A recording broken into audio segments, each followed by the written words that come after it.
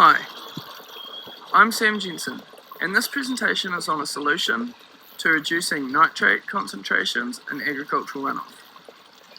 The main goal of this project was to develop a simple, low maintenance and cost-effective solution to removing nitrate. There is a large need for a simple solution that allows farming techniques to continue while reducing the environmental effects from nitrate use, without just reducing the amount of fertiliser that's added, as this becomes unprofitable.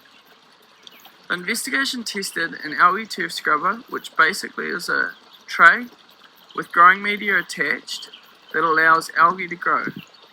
When water flows through the algae, this algae then consumes nutrients that are in the water, mainly nitrate, phosphate and potassium, the key ingredients of fertiliser, making it a perfect fit for this type of runoff. The methodology of this investigation was reduced significantly due to COVID-19, although a pilot model was still constructed and tested. This testing gave a basic idea of nutrient removal per square metre, growing media that the algae likes, slope and dimensions of the algae turf scrubber, along with providing some ideas of external factors that would affect the algae. The result around growing media showed the finer the better for startup, but a lower importance once a large level of coverage was obtained. This made wood with artificial shelter a good solution for an agricultural design.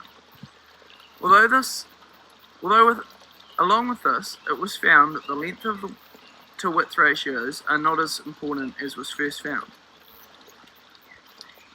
The design mainly comes down to the amount of flow. A large flow that is too narrow or sloped will break the algae's connection to the growing media, and a too wide with too low slope causes the algae to starve for water. The pilot scale algae turf scrubber tested in the lab at 80% coverage was 0.25 metres squared. At this size, it could remove the equivalent of approximately 0.4 milligrams per cycle of nitrate, 0.2 milligrams per cycle of phosphate, and 0.1 milligrams per cycle of potassium, providing potential for a successful design. Although this is the case, research also found that a base flow was very important, as the algae dying out seemed to knock it back to a stage where it wasn't very effective. As you can see here, the critical source area below us is the catchment of this whole valley, and it extends to the neighbouring dairy farm over the hill, covering approximately 115 acres. A theoretical design has been constructed for this area,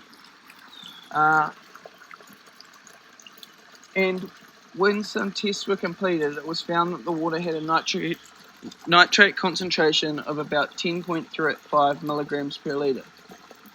From the findings, and assuming a scale-up relationship is linear, this area with an algae turf scrubber of 3.125 metres squared would consume about 5 milligrams per pass of nitrate, 2.5 milligrams per pass of phosphate, and 1.25 milligrams per pass of potassium, bringing the water within the New Zealand drinking water standard. This algae turf scrubber would not have any pumps, making it very low maintenance, and by being constructed out of wood and artificial shelter, very effective and cost effective.